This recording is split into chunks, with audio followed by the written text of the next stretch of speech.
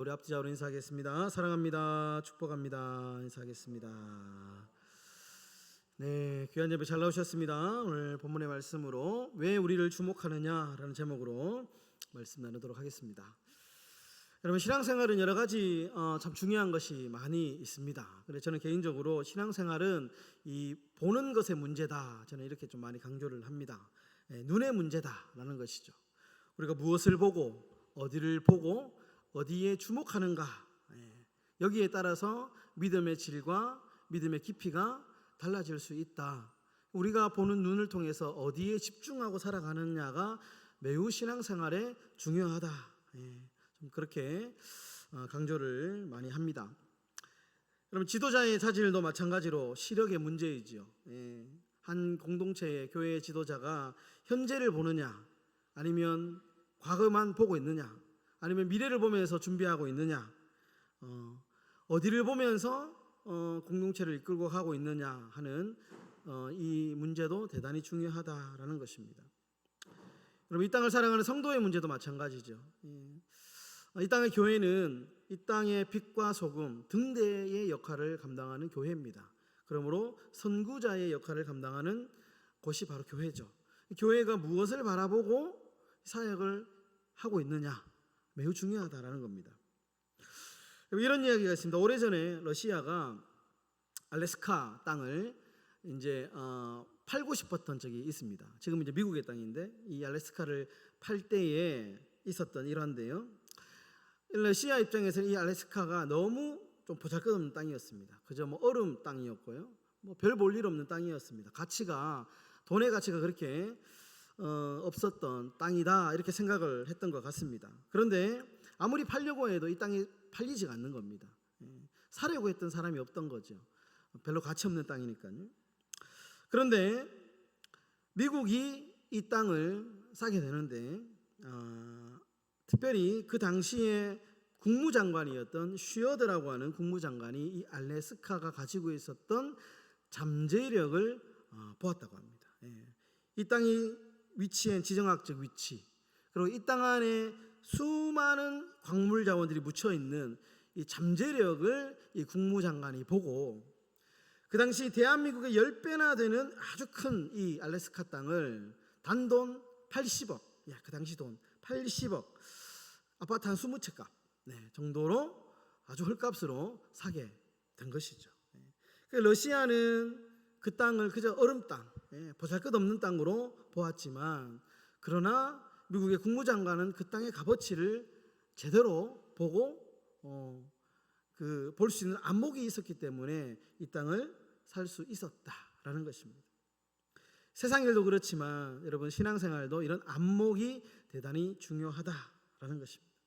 오늘 본문은 우리가 이 안목에 대해서 좀 살펴볼 본문입니다. 우리가 신앙생활하면서 이 안목이 어떤 것이냐, 왜 안목이 중요하냐라는 것인데, 첫 번째 보시면 신학은 무엇을 주목하는가의 문제다라는 겁니다. 오늘 3장 12절에 보시면 이렇게 말씀합니다. 베드로가 이것을 보고 백성에게 말하되 이스라엘 사람들아, 이 일을 왜 놀랍게 여기느냐, 우리 개인의 권능과 경건으로 이 사람을 걷게 한 것처럼 왜 우리를 주목하느냐.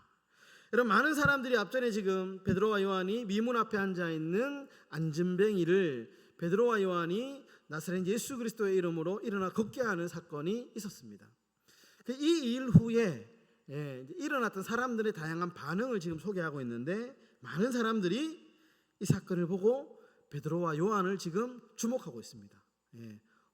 저 사람들이 지금 안진뱅이를 일으켰다라고 하는 이 놀라운, 너무 신비로운 사건을 보고 그 사람에게 지금 주목을 하고 있는 것이죠.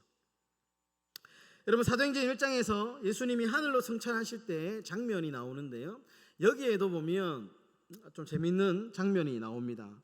1장 10절과 11절에 보시면 이렇게 나옵니다. 올라가실 때에 제자들이 자세히 하늘을 쳐다보고 있는데 흰 옷 입은 두 사람이 그들 곁에 서서 이르되 갈릴리 사람들아, 어찌하여 서서 하늘을 쳐다보느냐, 너희 가운데에서 하늘로 올려지신 이 예수는 하늘로 가심을 본 그대로 오시리라. 어떤 상황이냐 하면 지금 예수님과 이 제자들이 이제 이별을 하는 장면입니다. 이제 예수님께서 승천하게 되자, 예수님의 모습이 보이지 않게 되자 이 제자들이 너무 아쉬운 겁니다. 그러니까 하늘만 이렇게 쳐다보고 있는 거죠. 그러자 천사가 책망을 합니다. 왜 엉뚱한 지금 하늘만 쳐다보고 있느냐? 하늘을 볼 것이 아니고 장차 오실 그 주님을 바라봐라. 무슨 말입니까?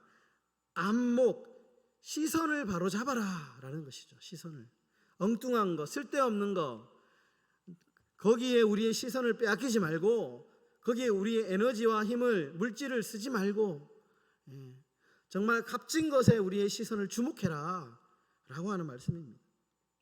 여러분, 신앙은 무엇을 주목하는가의 문제입니다. 과거에 우리가 주목하면요, 과거의 열매이죠. 미래를 주목하면 미래를 준비할 수 있습니다. 현재의 삶을 내가 어떻게 살 것인가가 계산이 나오는 것이죠.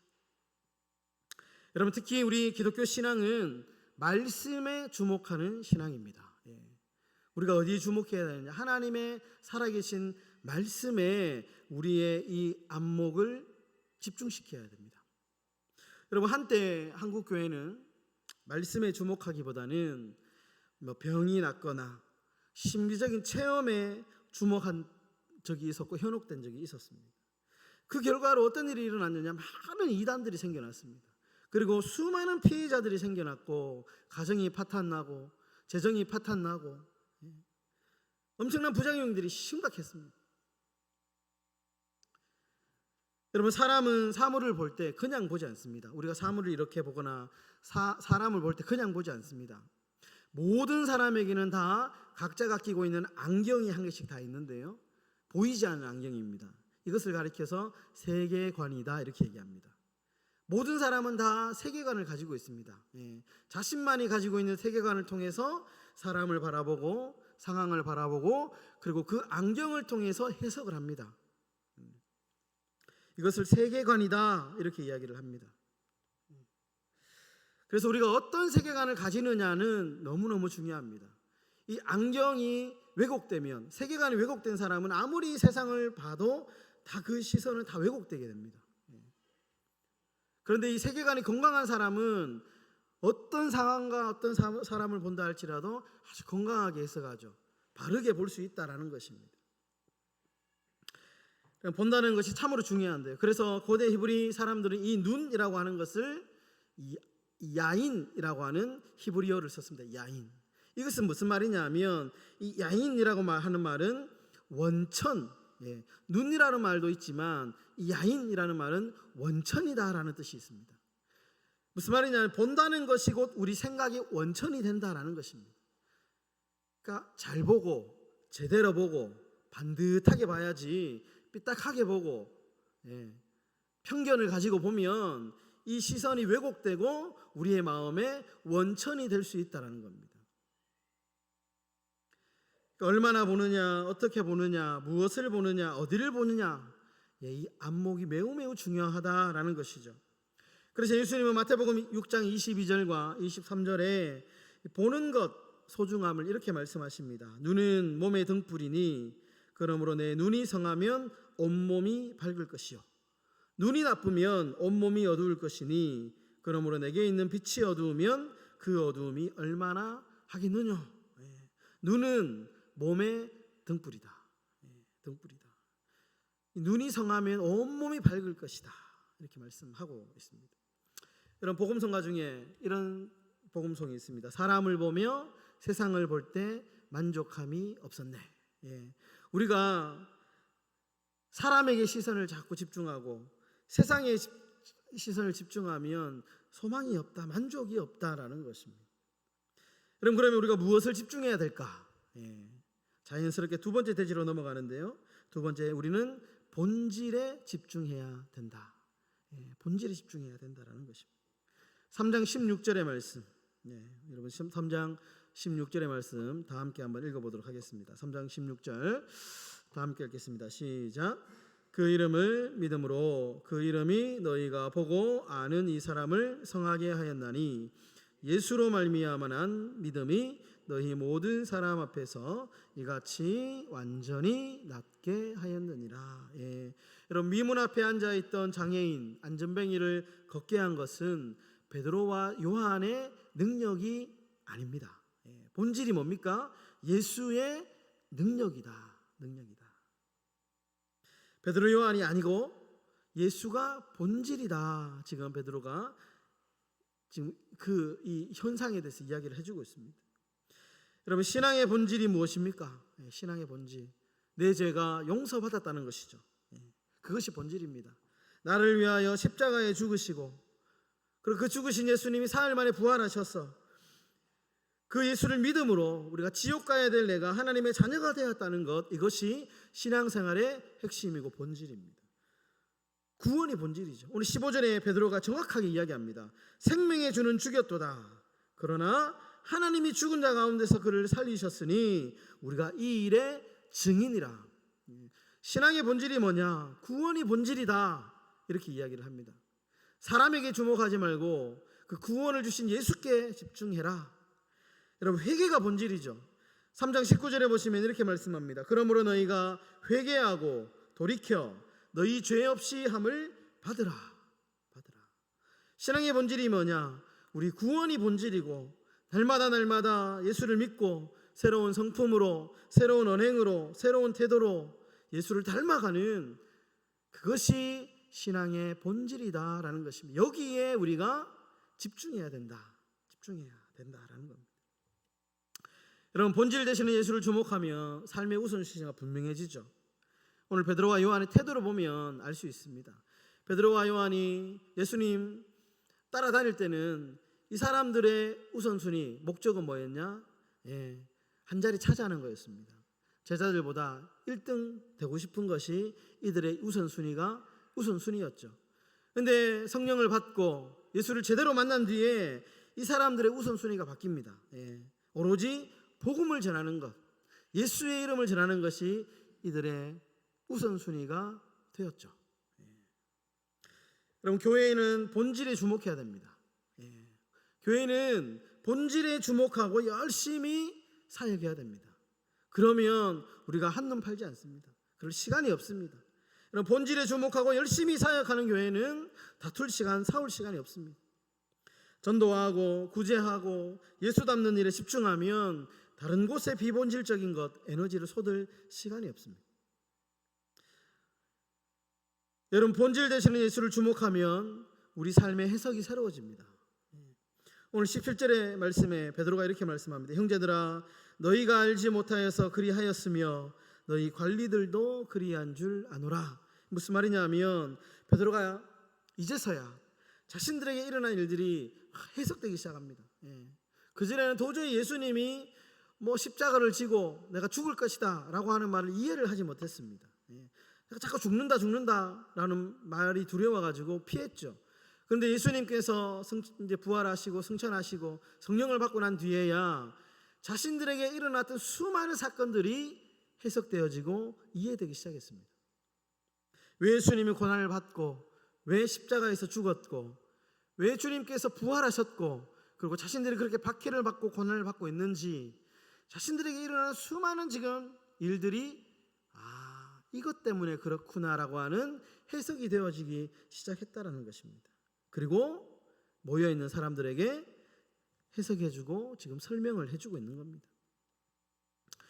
여러분, 그런데 중요한 것은 베드로가 설명하고 해석해주는데 그 기준이 뭐냐?